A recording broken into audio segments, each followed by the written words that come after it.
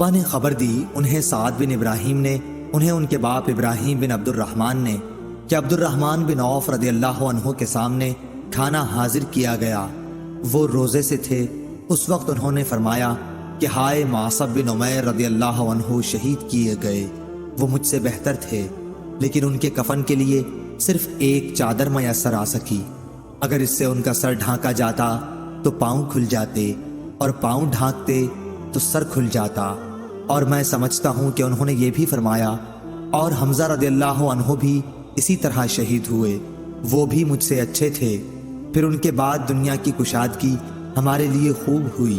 या ये फरमाया कि दुनिया हमें बहुत दी गई, और हमें तो इसका डर लगता है कि कहीं ऐसा ना हो कि हमारी नेकियों का बदला इसी दुनिया में हमको मिल गया हो। फिर आप इस तरह रोने लगे कि खाना भी छोड़ दिया। सही बुखारी हदीस नंबर 1275।